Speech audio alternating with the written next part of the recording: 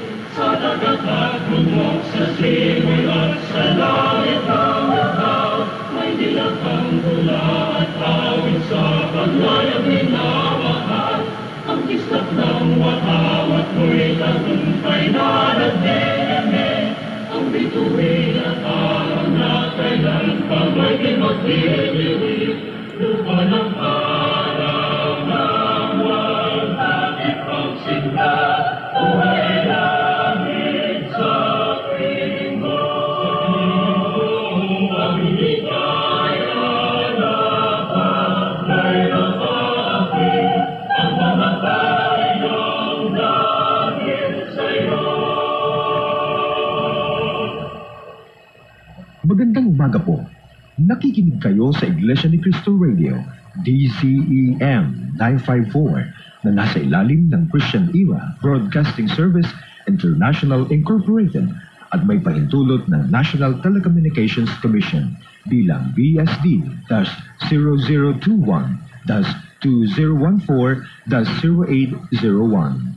Ang himpilang ito ay sumasaging papawin mula alas 4 ng umaga hanggang alas 12 ng hating gabi sa lakas na 40,000 watts. Ang aming studio ay matatagpuan sa Central Avenue, Quezon City at ang aming transmitter ay matatagpuan sa Obando, Bulacan. Ang INC Radio DZEM 954 ay nasa ilalim ng superbisyong teknikal ng mga naglilingkod na bawang lisensyado ng Professional Regulation Commission at ng National Telecommunications Commission. Pakabanalin mo sila sa katotohanan. Ang salita mo ay katotohanan.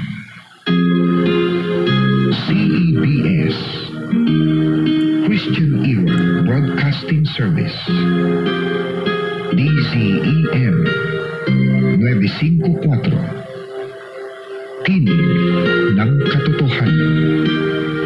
Sumasahing papawid mula sa Quezon City.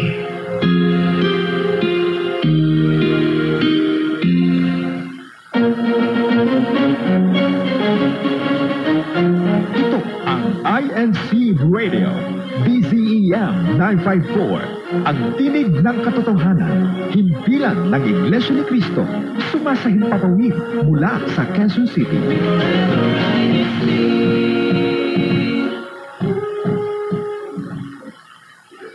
Don't underestimate The power of a single conversation. It can change your whole life. INC Radio Chama. Conversations that matter.